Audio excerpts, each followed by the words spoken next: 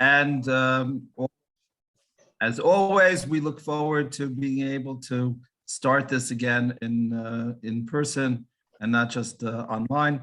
But in the meantime, we will do what we will do. I'd like to. I'm putting up the sheet for you.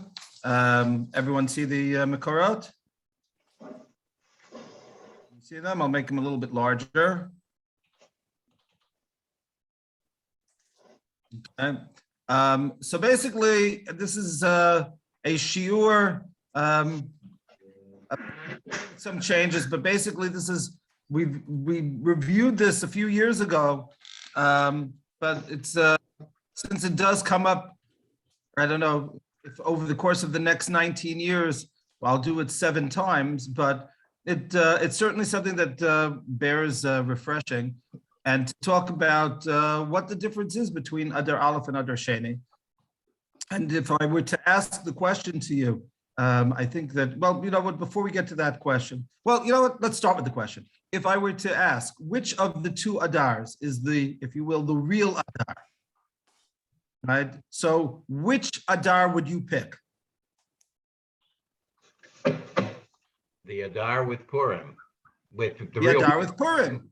Yeah. Right? So since Purim yesterday was Shushan Purim Katan, and the day before was Purim Katan, and even Tanit Esther Katan, nobody even paid attention to Esther, with the possible exception of the fact that Tanit Esther Katan fell out on St. Valentine's Day Gadol. I mean, basically this month seems to just be a filler, right? So if that's the case, so okay, but in reality, the story is much more complicated, and we're going to take a look at that, and we have to try to get an understanding of what it is that we are doing and why we have this Adar this extra Adar in the first place, and see which one is the, if you will, the real Adar.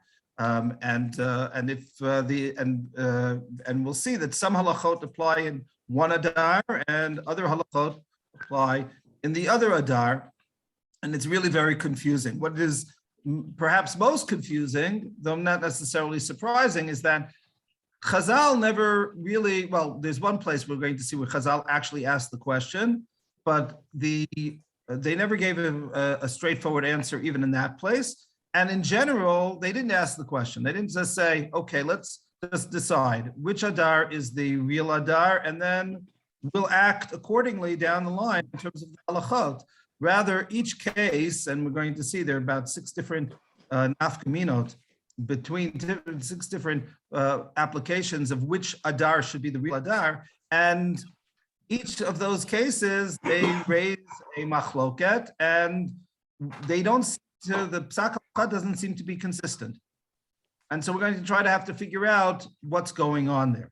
Before we get to that, just a little bit of a background. Now, if we take a look at the sheet here, so why do we have this extra month in the first place, and why is it in Adar? I mean, why couldn't it be, Mar Cheshvan Aleph and Mar Cheshvan Bet? Let's add those 2 months. I picked Mar Cheshvan because Cheshvan is the only month without any holiday whatsoever.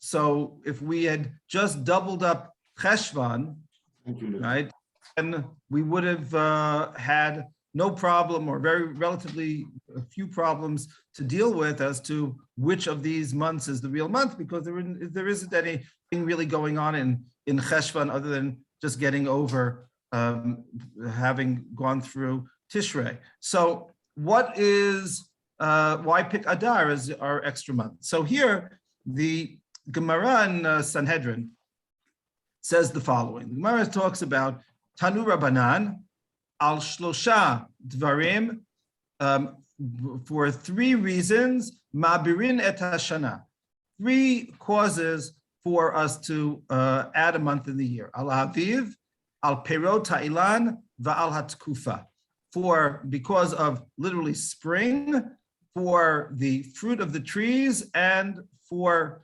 we'll say the season, but really it's referring to the equinox or the solstice, depending on what time of year we're dealing with. And here, in terms of what's going on, al ha'aviv, so Rashi explains it doesn't mean, what does it mean in the springtime? Imlo bishlat fuah. Rashi is here on the left side of the table. Rashi says that if you were to, if the grain had not yet ripened, if you go out on dry in the country around Yerushalayim, it's still a little bit cold, and I guess that even drives the point home even more clearly. But if you go out now for a drive, let's say around Beit Shemesh and Emek Ha'elah, the perfect time of the year, this is the time when everything is in bloom in terms of the flowers. And if you take a look at as you drive, you'll see that that the fields are deep green right now. Those are wheat fields. And if you take a look at them right now, they are in their very early stages. Right here in Israel, because it's a relatively warm climate, so the wheat is winter wheat. It's planted in the winter, as opposed to in the colder climates where some of us are from, where the wheat there is spring wheat, because it can only be, if we go around in North America, let's say, or in Europe at this time of year, so the ground is, at least in the northern parts, is the ground is frozen solid. You can't plant anything right now. So the grain is planted in the springtime, sometime in April for me. But right now, here in Israel, grain was planted in January, and now it's in its early stages. But basically, it looks like a lawn of grass. It doesn't look like a wheat field at all. It's very pretty because of the dark green color, but it's not. It's nowhere near being ripe. Now that's very important for halakha, that it be ripe, and that's what Rashi says. Ba'avirin dekraktiv b'chodesh ha'aviv. The chodesh ha'aviv here, referring to Pesach, is that the Pesach has to be in chodesh ha'aviv in terms of the grain being having sufficiently to bring the korban ha'omer on Pesach. The grain becomes permissible when the korban ha'omer is brought in the Beit HaMikdash, and then we have the Sfirat ha'omer, of course, until Shavuot. And then another korban was brought. The korban ha'omer was brought from barley, because barley ripens more quickly than wheat. And on Shavuot, there was another korban, the shtei halechem, the 2 loaves of bread that was made out of the first wheat. So basically the normal seasons here is that the barley is going to reach a point where it can be harvested around Pesach time in let's say April, and the wheat is ready for harvest at the end of May, beginning of June. And until you bring those korbanot until times of Mikdash, and today until the second day of Pesach, you cannot partake from the grain of that season. That's what's called chadash. The grain of the new grain of the year is forbidden for everyone until the korban is brought in the Beit HaMikdash. And today, because when we we don't have the ability to bring that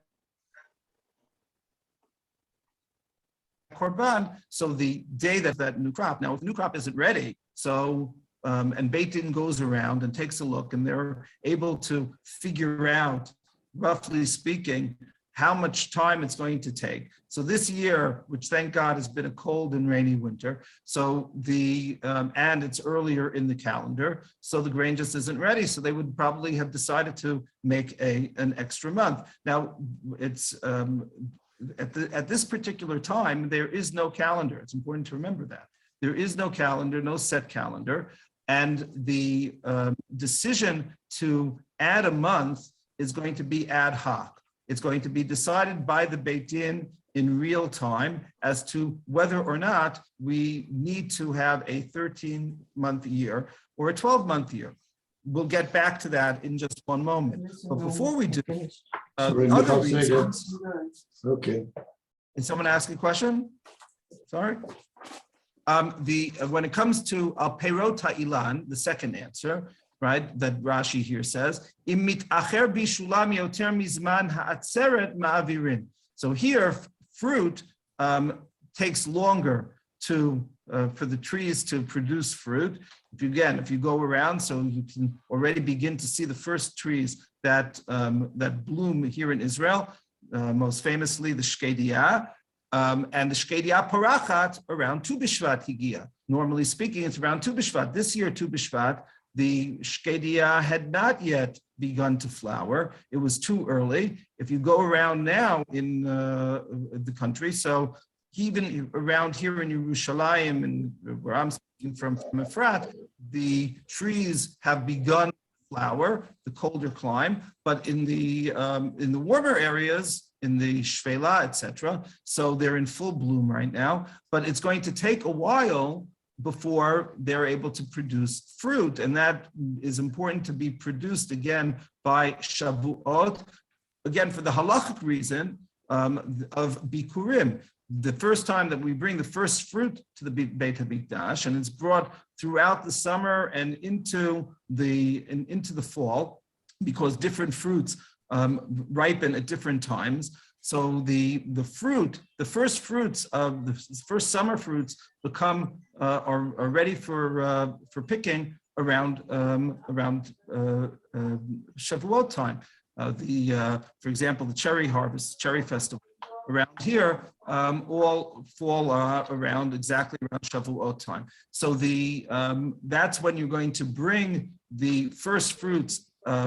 And Chag Shavuot is also, of course, Chag Bikurim. So you have to have the Bikurim to bring. So if it's an early season, you're not going to have that. Now, those first two reasons that are being brought, which are very important and have very, very clear halachic,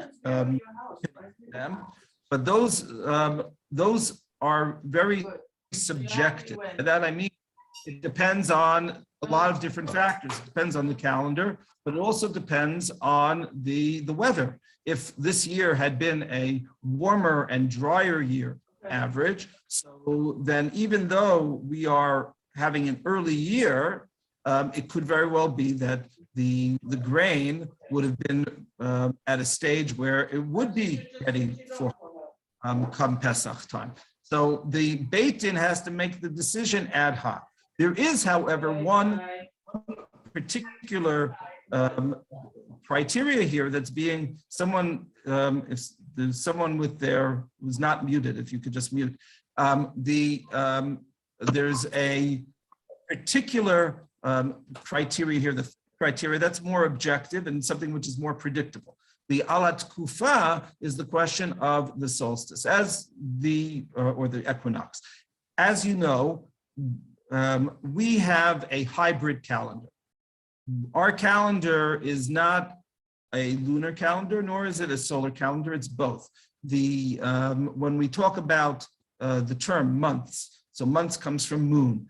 Chodesh, it's when the moon is new. Yareach, of course, again, the moon. The months are determined by the moon, and a lunar cycle around the earth is approximately 29 and a half days. That explains why our months are either 29 days or 30 days, because you can't have a 29 and a half day month. So we basically alternate, and on average, every other month is either a 30-day month, what we call a Chodesh Maleh, or is a 29-day month, which is a Chodesh Chaser. Of course, in the time of the Mishnah and the Gemara, before the calendar was set, even though they knew exactly when the new moon was going to rise, they still would rely on witnesses coming. To this very day, the Muslims, Lahavdil, so they, in their calendar, they rely on a determination by their court in real time to decide when the month begins, and there's sometimes even a machloket between different courts. The court in Saudi Arabia has a different area of jurisdiction than the court here in Israel and Syria. And so sometimes Ramadan, there'll be a machloket as to when it starts or when it finishes, but basically they're using the same type of system that existed in the time of the Mishnah and the Gemara. Now, the Muslims, so do the math, if you're talking about a 12 lunar months, where on average, again, you have 30 days and 29 days. So that works out to, again, I'm working on the word, stressing the word on average, it comes out to a 354 day year. There are possibilities for making it 353 or 355, depending on particular needs that are not exactly tied to the, if you will, the astronomy of the moment. Just an example which is most clear. There's a klal in the halacha, lo adu birosh, that Rosh Hashanah never falls out on a Sunday, a Wednesday, or a Friday. Why is that?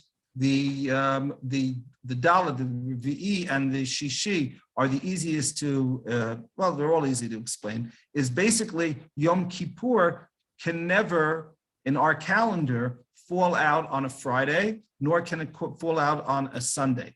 The reason for that is because Yom Kippur, like Shabbat, is a day of total Shabbat mimelacha. There's no melacha done whatsoever, as opposed to a Yom Tov Chag, where you can cook, where you can light a fire, etc. On Yom Kippur and on Shabbat, so you have kol melacha lo ta'asu, no melacha whatsoever is possible to be done. If you don't have any melacha, that can, for 2 days running, that can create a great deal of hardship for just about everyone.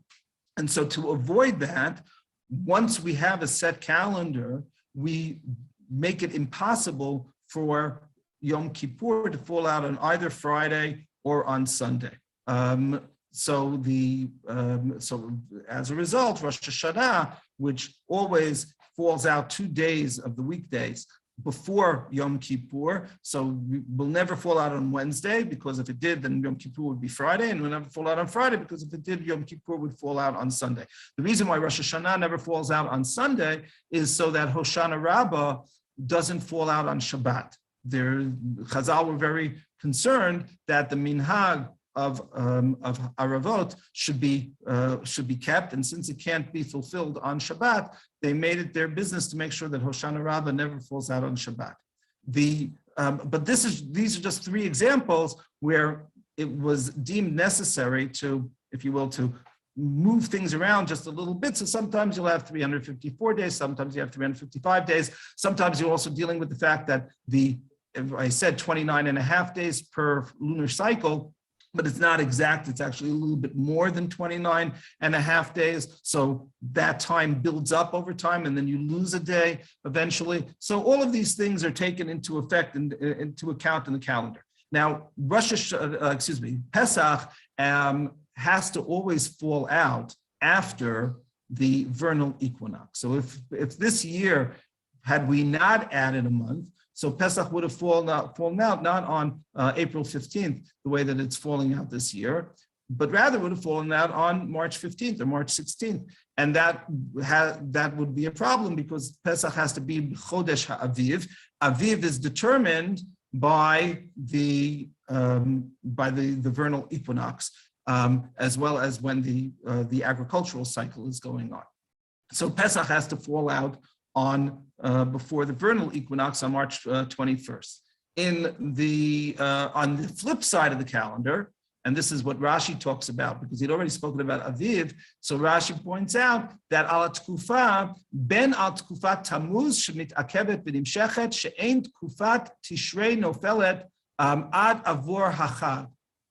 So the aspect here is that not only does Pesach have to fall out after the vernal equinox, Sukkot has to fall out after the autumnal equinox on September 21st. Last year, we just got in under the wire. I don't know if any of you paid attention to this, but Sukkot fell out on September 21st, which is exactly the last possible day for Sukkot, the first possible day for Sukkot to be celebrated. We're trying to make sure we're dealing with the fact that, as I said, a lunar calendar, meaning 12 months, 12 lunar months, it's 354 days, but a year is really determined by the cycle of the Earth revolving around the sun. So if it rotating around the sun, so that is the since the Earth has to go around the sun, and that takes 365.25 days approximately.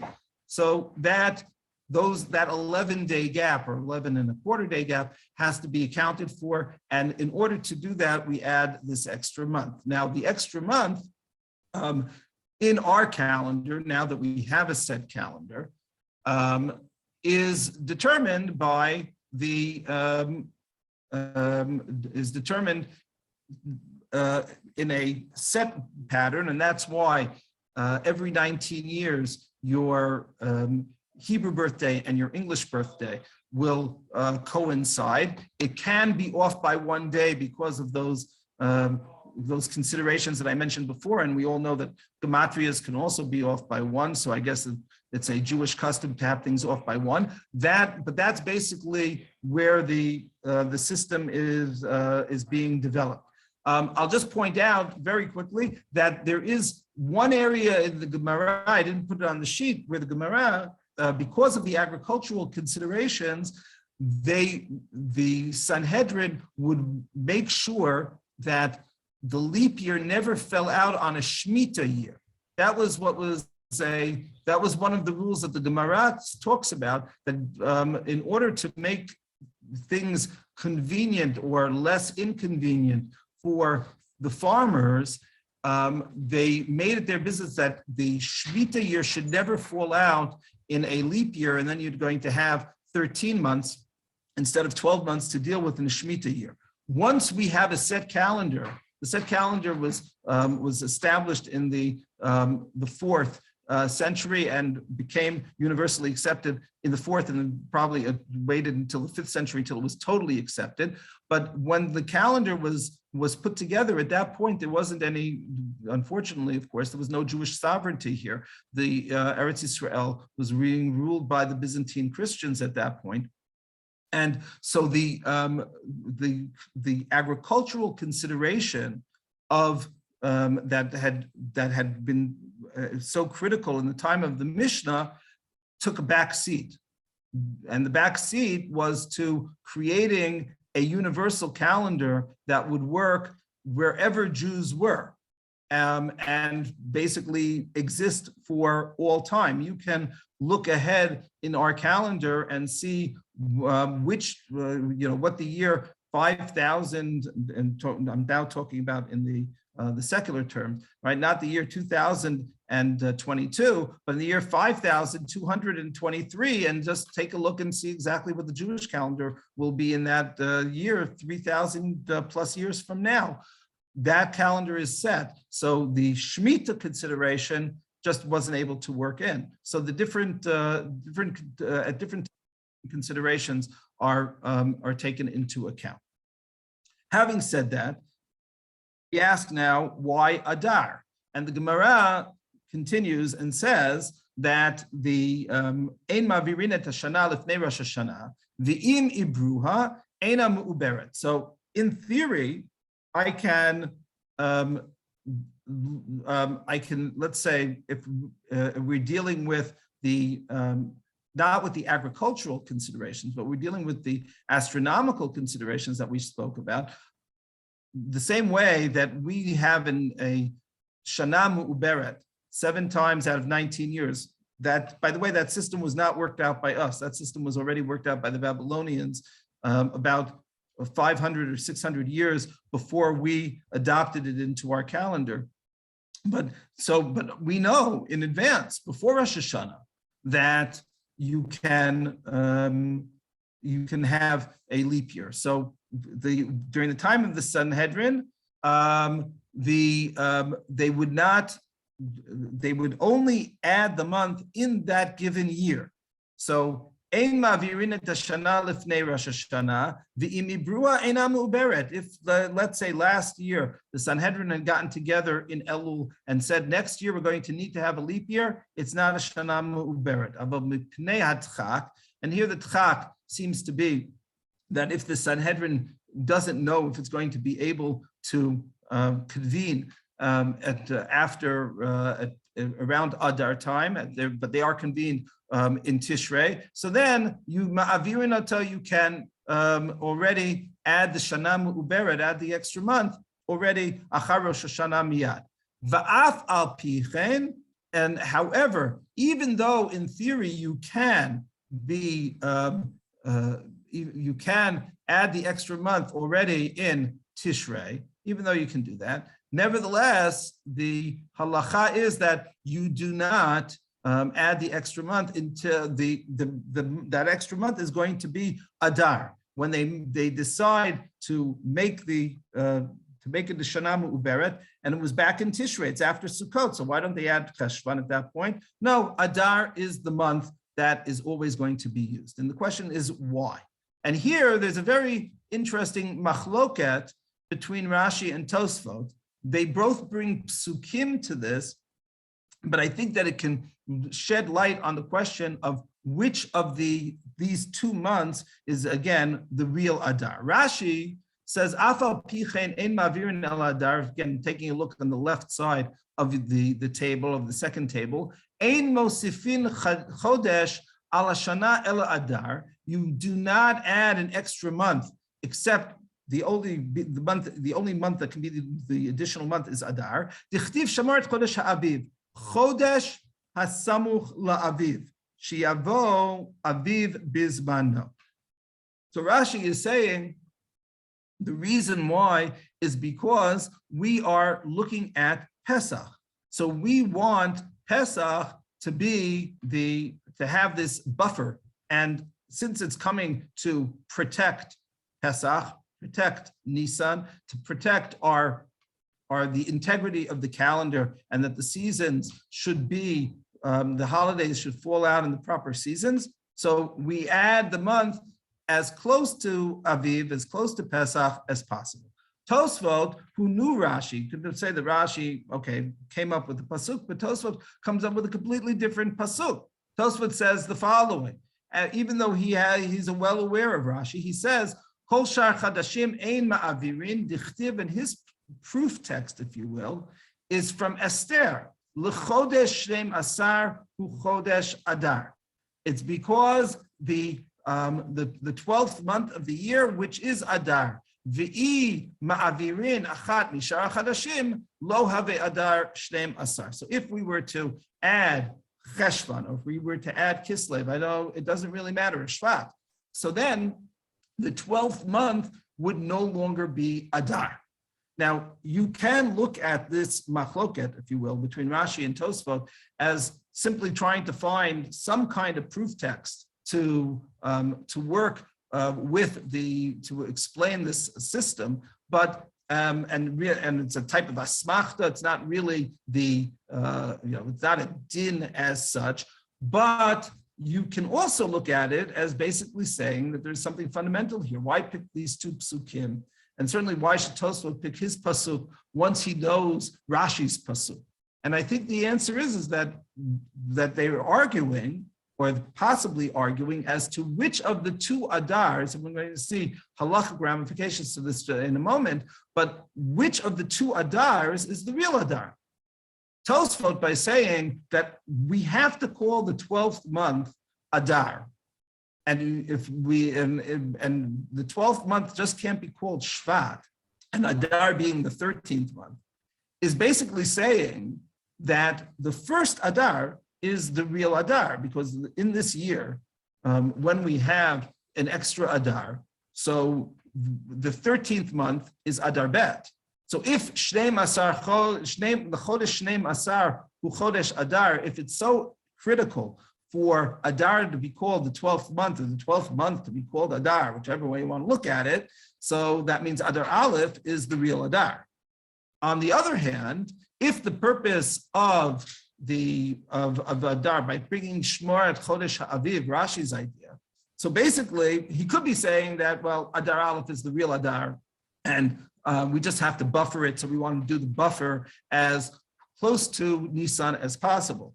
But it is possible to say that Rashi is saying, no, the real Adar is Adar Bet. And because we want Adar Bet, or Adar, to be close to Chodesh Ha'aviv, so we are going to make sure that this extra month, which is the real month, the real Adar, is the one next to Chodesh Ha'aviv. So it could be that the psukim that they chose to underlie this halacha of the Gemara, that we only have an Adar Aleph and another Adar Bet, and don't have a Shvat Aleph and a Shvat Bet. So that is indicative of which of the 2 months they felt was the real month, the real Adar, and which of them is an extra month, which could have been called extra month. But instead of calling it extra month, they just called it Adar Aleph or Adar Bet.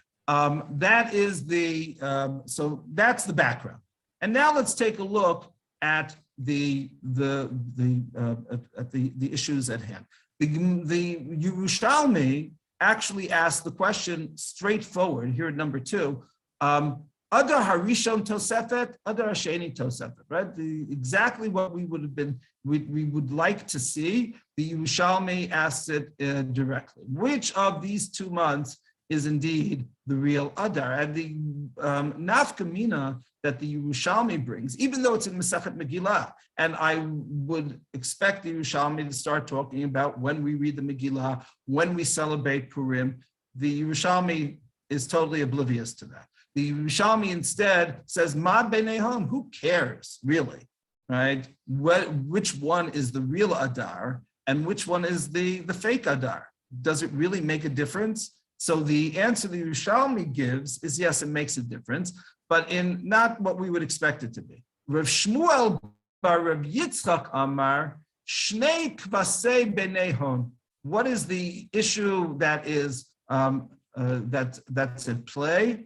The 2 sheep that were brought every day as the Korban Tamid, one of them being brought in the morning, the other one being brought in the afternoon, at the keves ha'echad taseh b'boker, at the keves ha'sheni taseh ben ha'arbaim.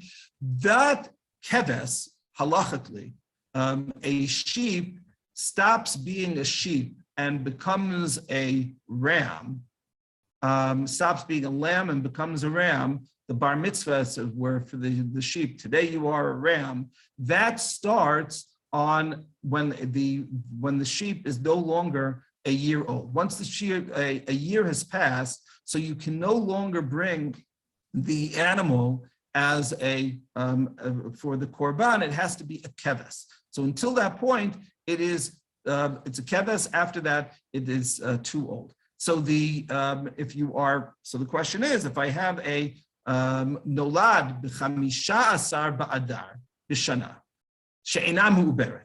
So if it was born last year on the 15th of Adar, v'nichnas l'shana shehi mu'uberet, and now it is this lamb, this young sheep is it's now Adar Aleph. In Temor Adar Rishon Tosefet shana arukahi. In Temar Adar Sheni Tosefet ein lo ela ad chamisha asar ba'adar rishon. So basically, the Gemara says, if you're going to say that Adar Rishon is the extra month, so then you can bring an animal until it reaches its 13th month. But if you say that Adar Sheni is the extra month, so then you can only bring it up to yesterday, the 15th of Adar Aleph. So which one is it? The Gemara, I'm not going to read it now because of the other things that I want to cover before the end of the shiur, but the Gemara leaves it as an open question, basically. The Gemara does not come to a final conclusion in this regard. The Gemara wants to say that the machloket is an ancient machloket that predates the Gemara by several hundred years, but the Gemara doesn't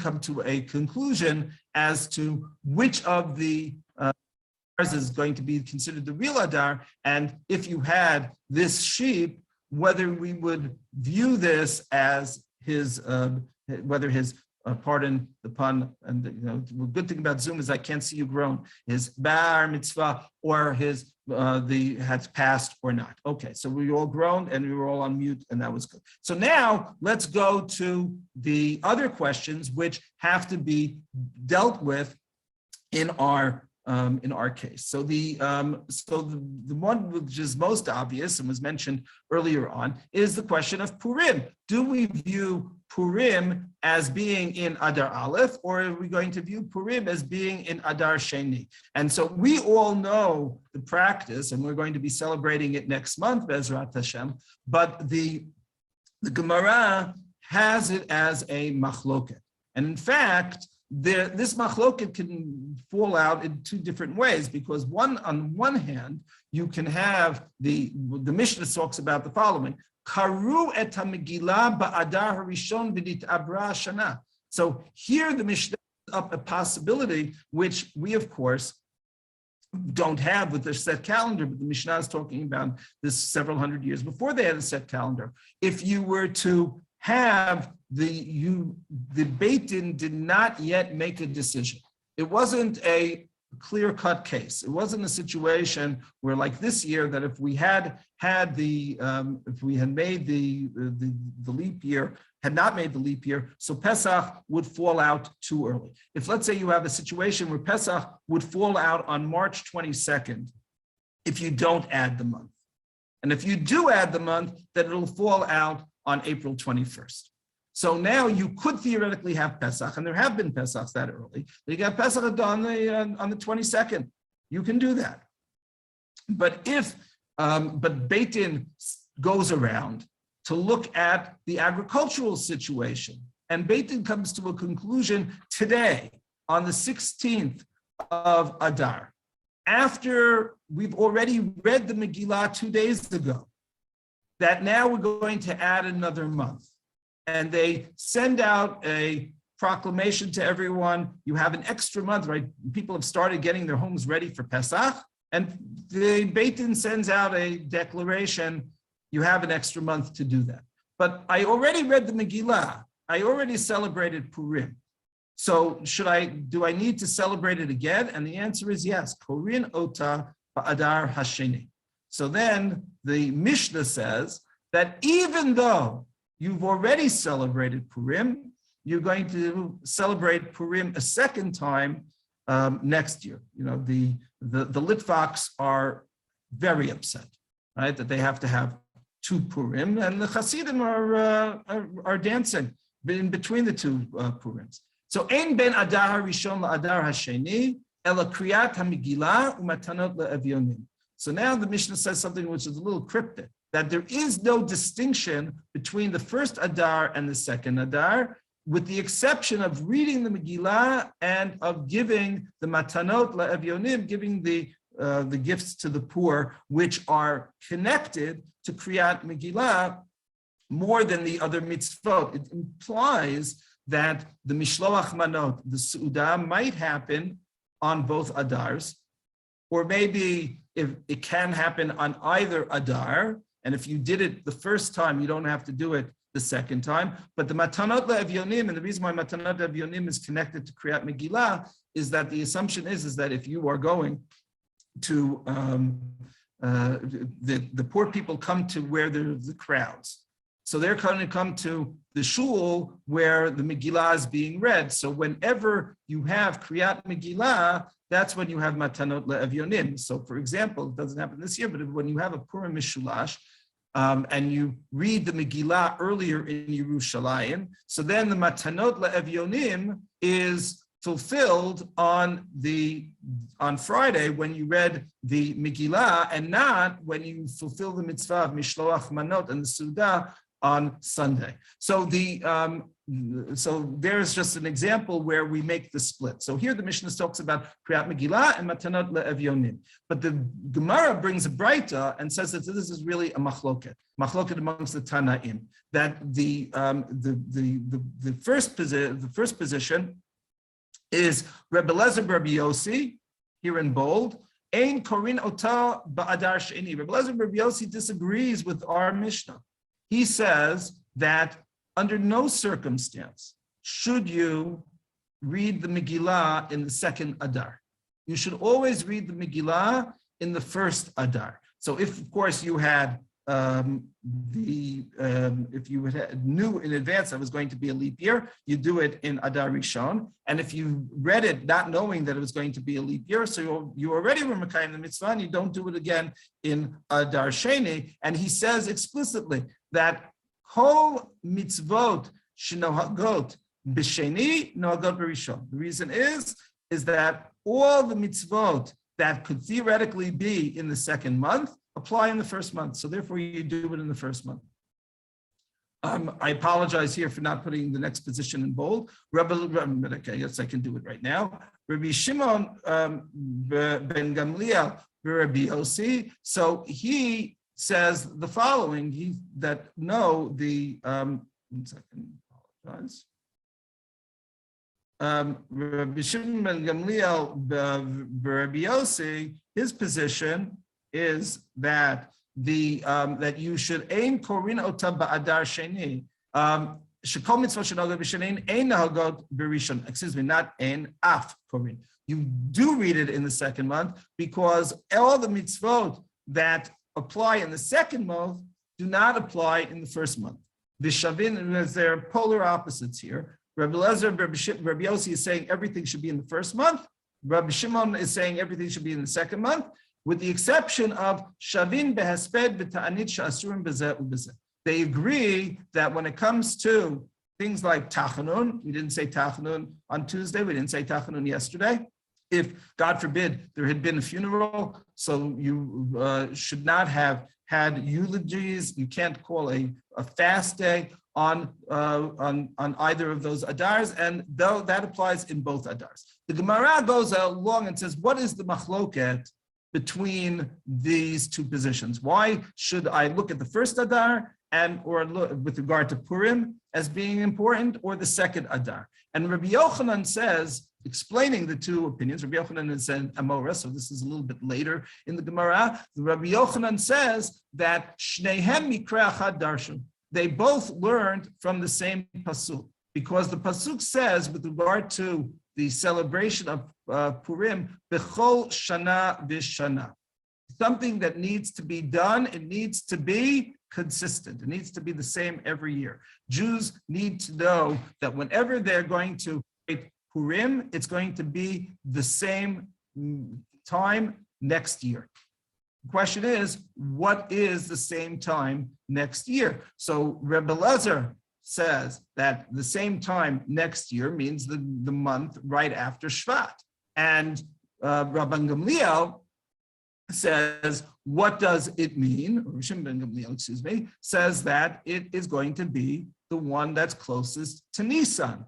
So therefore, that's the consistency. Of course, that doesn't help me at all, because you could say either one, right? And either one is also going to miss out on the other. So yes, Purim is always going to be somewhere between Shvat and Nisan, but you can't have it both ways. You can't have it closer to Shvat on the one hand and closer to Nisan on the other. You have to make the decision which one. So why would I pick Shvat? Why would I pick the first one? Why would I pick the second one? And here the Gemara gives an explanation for it. And that is Bistaber Tama de'ein mavirin ala mitzvot. So Rabbi Lezer, Rabbi Yossi's explanation is based on the fact that we do not normally pass up on a mitzvah. So when you, let's say, you have your talit and your tefillin, and so the tefillin should be in the back of the bag so that since you put on your talit before you put on your tefillin, you're not supposed to touch the tefillin before you reach your talit. And if you do, the halacha is, if for whatever the reason, accidentally you picked up your tefillin bag before you took your talit out, so you're supposed to put on the tefillin first, and then only then put on the talit. We have a general rule, ein mavirin ala mitzvot. You don't pass up the opportunity to do a mitzvah. So here comes Purim, it's Adar Aleph. We passed up an opportunity to read the Megillah last month. Who knows what's going to be in the next month? This month, we had the opportunity to read the Megillah. We had the opportunity to celebrate Purim. We should have celebrated it right away in Adar Aleph. And that's indeed what Rabbi Eliezer Rabbi Yossi says that we should do.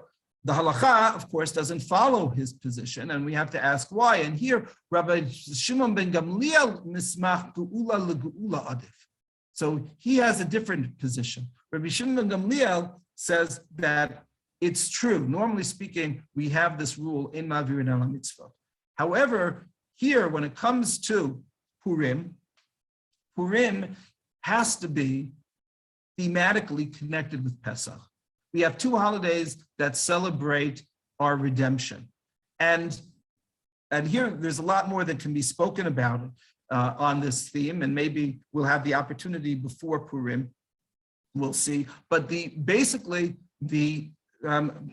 let's put ourselves in the shoes of the Jews in Shushan, of Mordechai and Esther and the Sanhedrin, determining that there's going to be this new holiday called Purim. This is the first holiday that exists after the Torah. All of our other holidays up to that point have been ordained by the Torah. And now it's the Chachamim coming up and making a new holiday. And there was, at least according to the Gemara, according to Chazal, there was some controversy as to whether you're even able to do that in the first place. But once we decide that we're going to have we'll call it a rabbinic holiday, even though that's a misnomer in terms of the historical period, no rabbis yet, but you're going to have a non-Torah holiday. So how do you make a non-Torah holiday? And how do you make a non-Torah holiday which is devoted to redemption? So the answer is to look at the Torah holiday devoted to redemption. And of course, that's Pesach. So Pesach, they're different holidays and they have different themes, but they have a lot of similarities. Basically, what you do in both of them is you look at the background of the holiday and you incorporate it into the celebration of the holiday. They are both holidays. So the Seder is of course, the Korban Pesach and the Chametz and the Matzah. All of those aspects are things that are component parts of one underlying theme. Similarly, everything that we do on Purim, whether it's the Mishteh, whether it's the reading of the Megillah, Haggadah, Megillah, whether you are Mishteh, Seder, if you have the Matanot Le'Evyonim gets involved in that as well. Everything in the fast beforehand, all of that is looking at the nature of the day, the nature of that particular redemption, and creating the theme around them. So the idea of Geula to Geula makes a lot of sense. Rabbi Shimon Gamliel says, we want those two holidays to be as close together as possible, and therefore we have the Purim in the second Adar and not in the first Adar. That is of course, the halacha. But how much celebration could we have had yesterday?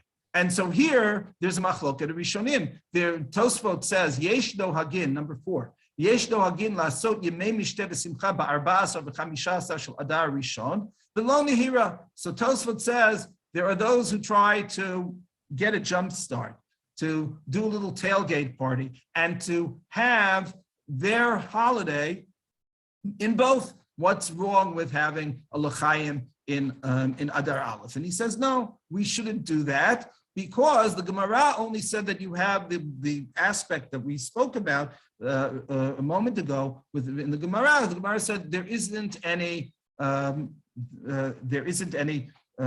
hesped, there isn't any ta'anit. But the Gemara didn't say that you should have the positive command of having a meal and having simcha. That the Gemara didn't say. So there's no reason to add it. The Rush goes one step further. The Rush even says, the Rush must have been a proto-Litvak. He says, Im karua magila ba'arba'asar bo uviyom avru hashana asur behesped v'ta'anit. When the Gemara said that you can't have hesped and you can't have a fast day, that was because they already had read the Megillah on the 14th, and then Beit Din decided on the 15th that they're going to make it into an extra month. Aval bishar shana mu'uberet nirali shemutar behesped v'ta'anit. Like, a good Jew, why shouldn't we have the opportunity to fast if we can? So he says, no, you're actually even able to, there's no consideration given to the first Purim at all, whether it's not even to the extent that the Rush would have said Tachanun yesterday. So but that's the Rush. On the other hand, but this is going along the lines of the Tosfot that we don't add Simcha to Purim. However, the Ran disagrees. The Ran says no. Ra'ui laharbot besuda biyudalat sheberishon. Really, we should have extra. There's no reason not to have this the extra month and the extra Purim. Why not? So you have an extra l'chaim. The Ramah here at number 7. So the Shulchan Aruch Paskins basically just says that the only thing which is forbidden along the lines of the Tosfot is hesped and ta'anit, what we're familiar with, and the Ramah adds Haga mikol makom yirbek tzat b'suda. So the Ramah, this is the kind of chumrah I think that we can all live with. It's the same type of chumrah that if you only have, you have 2 ragalach and you don't know whether you have a kazayit. So you say, okay, what am I going to do? Can I say a bracha achrona? I guess I have to have the 3rd ragalach. That's what I'm going to do. I'm going to be machmir on myself to eat that extra ragalach. So the Ramah has the same type of chumrah here. Well, maybe we should have a l'chaim. So, I apologize for giving the shir on Tet Zayin. If it had been given on Yud Gimel, so then, you could have all broken out the whiskey to fulfill the chumrah of the Ramah. The Ramah here, I'll just say as an aside, he brings a pasuk. Tov lev mishtet tamid. Right, that it's always good to a good heart is hardened by the mishteh constantly. Tamid. That word tamid. This is the last word of the Ramah in Orach Chaim. I didn't put it on the sheet, but the first Ramah in Orach Chaim. He also brings another pasuk of tamid. Shiviti tamid. And so you can connect the 2 tamids of the Ramah. On the one hand, negdi tamid is to always be aware that that we are in God's presence and to act accordingly. And perhaps the Ramah, by finishing finishing Orach Chaim with the same tamid, though a different pasuk, is saying even though we're aware of being in God's presence, so we should also be b'tov lev. Shouldn't be something which is too austere. If we had a little more time, we could go on about that. But getting back to our basic question, so here we're saying, okay, so as was said at the beginning, Purim is now on the 2nd Adar. This is the real Adar and not the Adar Aleph. But it's not so simple because there are other areas of halacha that need to be taken into consideration. What are those? So one is the question of nedarim and shtarot. If I make an oath and if I am writing a legal document. So if because of the time, I'll talk about it, not reading the source inside. If I, for example, have the following scenario, I make a neder that until Adar, I'm not going to eat sugar. That's my neder. And now I want to know, right, which Adar do I have to wait till? Right, I've gone through this diet, and now I want to, have a piece of cheesecake. Can I have it in? I said until Adar. So is it now till Rosh Chodesh Adar Aleph, or is it until Rosh Chodesh Adar Bet? Can I have the cheesecake? Can I not have the cheesecake? I made a neder, and I didn't say Adar Aleph. I didn't say Adar Bet. I just said Adar. Which one did I mean?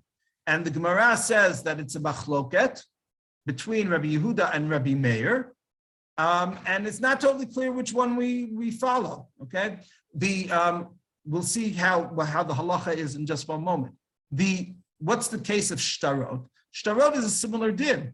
If I'm writing a legal document, I have the exact date that's written. So our custom, and obviously it's the wiser custom, is to, if there are two Adars that have to be taken into consideration, that you write Adar Aleph or you write Adar Sheni, one or the other, Adar Rishon, Adar Sheni. But if, let's say, a person only wrote Adar, and which month did he mean in that when he or she wrote that contract? Is the contract binding from the first Adar, or is the contract binding only from the second Adar? And of course, there can be huge ramifications monetarily in terms of which answer we're going to give. Do you have a binding contract already in the first month, or do you have a contract which might be even null and void because it has the wrong date? It occurred on Adar Aleph, but the contract reads Adar Bet by default, or vice versa. Which one? And the Gemara also leaves that open. And here in the Shulchan Aruch, and this is what's universally accepted. We'll just take a look at what's said in Shtarot, but it applies in the Darim as well. So the Shulchan Aruch here in number 14 says the following: Shnei Shtarot shenaasu b'shana me'uberet. You have two different documents, and they were written in a year, this year, which is a leap year. Echad katuv bo Adar stam. One of them is written Adar without delineating which of the Adars we're referring to. The Echad katuv bo Adar sheni. And in the second contract, it says that was written as the loan, we'll say. Two loans, one of them occurred in Adar, without saying which one, and the other one took place in Adar sheni. Ve'en leloveh nechasim keneged shneihem. So we have the same debtor in both of these contracts, and he has taken out a loan from two different creditors. And we don't know which of the loans, based on the document, you can't tell which of the loans preceded the other. If one took place in Adar Rishon, so then obviously it took place before the Adar Sheni. But if the default Adar meant Adar Sheni, so perhaps given the date, one was written for, the 10th of Adar Sheni, and the other one was written for the 12th of Adar. So was that the 12th of Adar Rishon, or is that the 12th of Adar Sheni? That has tremendous ramifications, because which of those creditors has the right to to go to court and to receive his payment first? Is the halacha is that the first creditor gets the money, but we don't know who the first creditor is. So the halacha is notnim lemi shekatuv, notnim lemi shekatuv bo Adar stam. So we give it to the one that it's written Adar stam, meaning the real Adar. If you just say Adar, it's Adar Rishon, not Adar Sheni. And similarly, when it comes to a get, if God forbid there's a divorce, and you have a situation where there's a get is written, and it's just written with the word Adar. This is number 15. So if it was written in the Rama writes, and this is the Shulchan Aruch would agree with this as well. Im katav ba'adar harishon adar stam kasher, aval im katav b'sheni satam haget pasul. If you were to, the Beit Din were to write adar in the get, and it's adar rishon, so then the get is a kosher get. But if it's adar sheni, it's next month, and they just wrote adar, they didn't write adar sheni, the get is void, because it is implying that the divorce had taken place the month earlier, when the divorce only took place in the second Adar.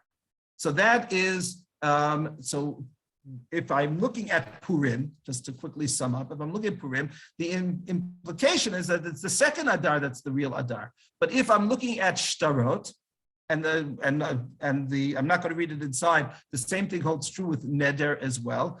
When it comes to Shtar, when it comes to a Neder, the first Adar is considered to be the default Adar. So there's already a bit of a contradiction. Another case, okay, where we have two more cases, and then we'll try to explain the principles that might be at play. Bar mitzvah, right? So as Emmanuel mentioned, 3 days ago, we had a baby grandson. Now, as it turns out, his 13th year is also going to be a leap year. But what happens if a child is born in a regular Adar, a 12-month year, and this year is his bar mitzvah, or 12 years later, it's her bat mitzvah year. It falls out in Adar of Shana Me'uberet. Which of those days, or which of those months should be celebrated? And here, the halacha is that we follow the second Adar. Here the Shulchan Aruch says, le'olam, it should be not olam, but it should be le'olam, hu katan, ad shiyavi shtei sa'arot, achar shiyev ben yud gimel v'yom echad, v'shnat ha'ibur bat yud gimel chodesh. So the halacha is that if I have a child who is born in an Adar, a regular year, and his bar mitzvah, her bat mitzvah, falls out in a leap year, you wait until Adar Sheni to do so. This leads to a very famous halachic curiosity, because the following curiosity goes in the following way. If this year, if you have twins who are born, one of them is born on the very last day of Adar Aleph, towards sunset, which is Lamed Adar Aleph, and his brother is born a few hours later, when it's already Aleph Adar Sheni. And 13 years from now, as I said, this year it doesn't work out, but 13 years from now, it's not a leap year, it's a regular year. So in that year, the child who has his birthday being Lamed Adar Aleph is going to celebrate his bar mitzvah at the end of Adar, whereas his younger brother, who was born on Aleph Adar Bet, will celebrate his bar mitzvah on Rosh Chodesh of Adar. There's only one Adar that year, and will in effect have his bar mitzvah 4 weeks before his older brother will. So, and with all of the halachic responsibilities, in other words, the older brother will not be able to read from the Torah. The older brother will not be able to be part of a minyan. The younger brother will, for that month, be able to be to have that. The older brother is, by the way, still considered to be the Bechor. He's still considered he's the one who's going to have to, let's say, fast in Nisan before Pesach. He's the one who legally would get the double share. But his younger brother enters majority before the older brother does. So we have that kind of curiosity. So here too, it would seem we have another case where it would seem that it's Adar Sheni, which is going to be considered to be the real Adar and not Adar Rishon. So here we have that inconsistency. In the other direction, in the life cycle, God forbid, if we're dealing with a yortzeit, so when is the yortzeit? is the yortzeit going to be in Adar Rishon or in Adar Sheni? If a person passed away in a regular Adar, and so when is his or her yortzeit commemorated? When is Kaddish going to be said? If you have the custom to fast, do you fast in the first Adar? Do you fast in the second Adar? And here it's a machloket. The Shulchan Aruch says the Sephardim custom is Shira Yom Shemet Aviv Oimo Ba'adar Hashana Me'uberet Yit'aneh Ba'adar Sheni. So the Shulchan Aruch, and this is the Sephardic custom, says that you should fast and say Kaddish on the second Adar. But the Ramah gives a different halacha. Yesh omrim di'taneh barishon. So the Ramah, and this is the Ashkenazi custom, is to commemorate it in the first Adar and not in the second Adar. So if I have this, so basically, here's a little table that I put at the end. We can see the inconsistencies right in front of you. The Shulchan Aruch says that when it comes to the case of neder, when it comes to the case of a get, those are Adar Aleph. And the other three, the Bar Mitzvah, the Yortzeit, Purim, all in Adar Sheni. So this is, we'll just, we'll do different colors for the different Adars just to make it very clear.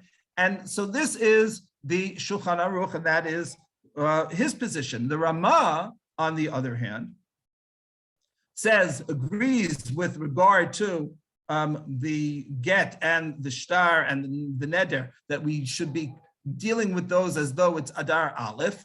He adds the Yortzeit, Adar Aleph, but when it comes to the Bar Mitzvah, and when it comes to Purim, he's also Adar Sheni. So how do we understand this? How do we reconcile this? We'll get to the Gra, which is perhaps a very interesting third position in just one moment. How do we deal with this? So the Shulchan Aruch, I think, is the following. The Shulchan Aruch is basically saying that the real Adar is Adar Sheni. And that's why when it comes to Bar Mitzvah, that's why when it comes to a Yortzeit, and certainly when it comes to Purim, that's why we're celebrating or commemorating in the second Adar, because that's the real Adar. Why then, when it comes to Neder, when it comes to Get, do we say it should be Adar Aleph? So here the Achronim explain that there's an aspect to this which has to be taken into consideration. Just look at right number 20, where the Gra says it explicitly. B'nedarim halchu achar lashon b'nei Adam. Neder is something which is subjective, and it's following what people are thinking. When generally, if I were to now talk about the 12th month, so which month do I refer to? Am I referring to the 12th month because that's Adar? Or am I referring to the 12th month of Elul? And to be honest with you, if I were to say a neder about the 12th month, it's neither Adar nor is it Elul. It's December.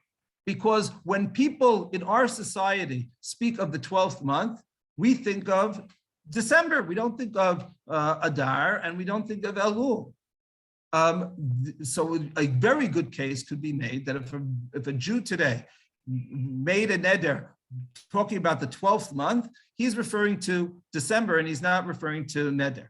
Generally speaking, when people say, oh, Adar has come, so they refer to Adar Aleph.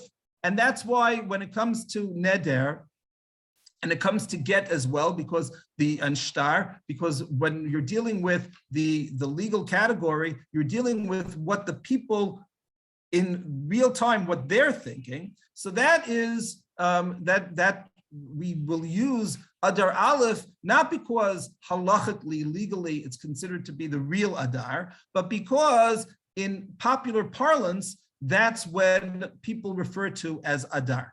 The Ramah, on the other hand, the Ashkenazim, I think, go in the other direction. They basically say, no, Adar Aleph is the real Adar. Then I have to explain Purim and Bar Mitzvah, why it doesn't fall out that way. When it comes to Purim, we already saw the Gemara. When it comes to Purim, the issue isn't because is this really Adar or not? The issue is this close to Pesach or not? So even though it's the month which is not Adar, the real Adar, we still celebrate Purim in the second Adar because we want Purim to be 1 month before Pesach. That's our major consideration. Samchin geula legeula. We put this redemption next to that redemption. So even though it's not Adar, it is still the month before Pesach. What about Bar Mitzvah? So here, I think the Achronim point this out, and it's something which we wouldn't think about, but once you realize it, it's obvious.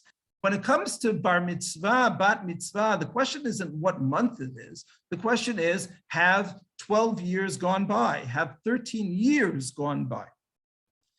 I can guarantee you that none of you, I certainly could guarantee it for myself, know how many leap years transpired between your birth, your child's birth, your grandchild's birth, and how many leap years until their bat mitzvah, their bar mitzvah. We might know the idea every 19 years, there are 7 leap years, but in any given 12-year period, any given 13-year period, are there 4 leap years in those periods? Was that one where they were really bunched up and there were 5, or maybe there were only 3? None of us really pay attention to that. We do it year to year. No one says, oh, okay, 1 second. There were 3 leap years. There were 4 leap years here. So now I have to take away 4 months in order for it to be a bar mitzvah. That a bar mitzvah should be 13 times 12. And that's how many, 156 month period is what a bar mitzvah is. No. Bar mitzvah isn't 156 months, and a bat mitzvah is not 144 months. What are they? They are 12 years. They're 13 years. And in this year, it's a 13-month year. So in order to reach a full 13-month year, you have to wait till Adar Sheni. But really, if you're asking which month is it, that's Adar Aleph. And the major, as I said, the major distinction here is going to be the question of the yortzeit. Do you commemorate a yortzeit on Adar Sheni, or do you commemorate it on Adar Aleph? If you're commemorating it on Adar Sheni, so then you're viewing Adar Sheni as the real Adar. If you're commemorating it on Adar Aleph, then you're viewing Aleph as the real Adar. Just to close up with the final position, a little bit of a wild card, is the Vilna Gaon, the Gra. The Gra says, as you can see, that really he agrees when it comes to Adar Aleph. Basically he says the following, just the last line: Akan ha'ikar lihit anot b'shnehem shekol mitzvot hanohagot b'sheni nohagot b'rishon. The Vilna Gaon says, you know what? It doesn't have to be either or. It should be, and maybe so appropriate for Adar, right? And for the idea of v'nahafochu, that he says, why can't both of the Adars be the Adar? That really it's Adar Aleph and Adar Sheni are both Adars. And therefore, if I'm going to, when it comes to what people normally speak about, I'm going to pick the first Adar. If I'm going to talk about Bar Mitzvah, so okay, I can't celebrate a Bar Mitzvah in both Adars. I have to pick one. I'll go with the full year. But when it comes to the, he says, okay, commemorate both Adar Aleph and Adar Sheni.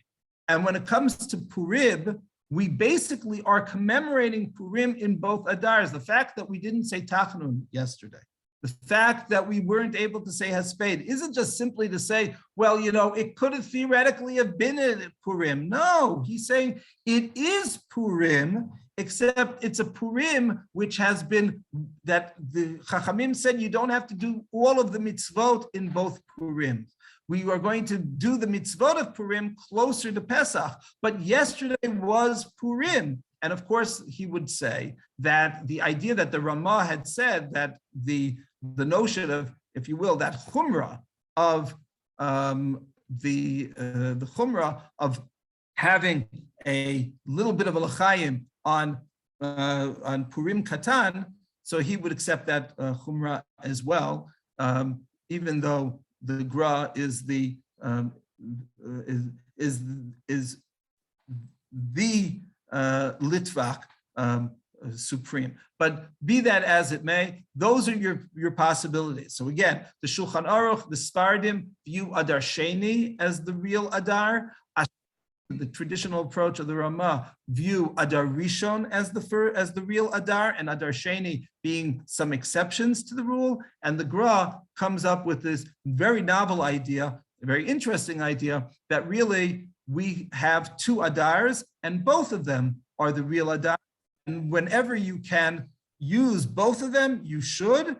And when the just practicality speaking, you can only choose one, so then different considerations will determine which of those two you will choose. Yehiratzon, that we'll be able to celebrate Purim next month together, and who knows, maybe we'll somehow have that ability to be in person, to wish one another a Chag Purim Sameach. Just a quick comment, Rabbi Sussman. Yeah. Okay. It seems that there is already a model that we employ every year for this idea, and that would be Rosh Hashanah, meaning we have 2 days theoretically because the sun sets and rises each of those days, but we call it a Yoma Arichta. It's really 1 day. And with all of the mitzvot, or all of the things we do on the first day of Rosh Hashanah, we do on the second day of Rosh Hashanah. So it would seem that with the two Adars, it's like a Chodesh Arichta, meaning that even though there's a full cycle of the moon, each month, so you can say, well, the same thing is true with Rosh Hashanah. There's the cycle of the sun each of those days. It would seem that they are very parallel, perhaps, and should be looked upon as very parallel. And we should, the same thing we do for Yom Arichta Rosh Hashanah should apply to Chodesh Arichta Adar. Just an idea. That's a very novel idea. I have never heard anyone say that, and it's really very fascinating. That concept. I think that that's something that really should be thought about a little bit. The Yeshakov. That's a really great idea. With different halachic ramifications, but this notion, certainly the way that the Gra is calling it, that both are the Adars.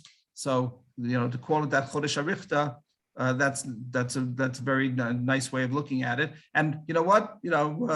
I think if we have to pick any Chodesh to be a Chodesh Arichta, so let it be Adar, right? Too often I think in Jewish history, Av has been the Chodesh Arichta. So I think that if we have Adar being the Chodesh Arichta, I think that's a great thing.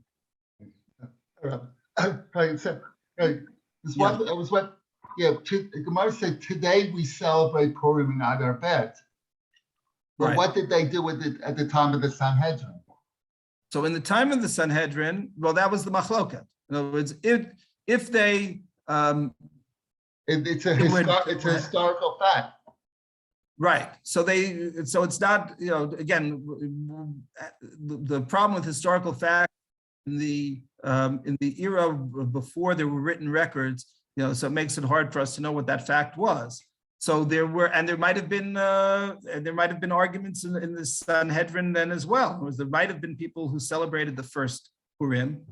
There might have been people who celebrated the second Purim, and there might have been people who celebrated both.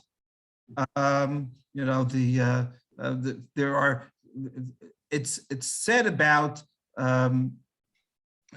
Professor Leibowitz.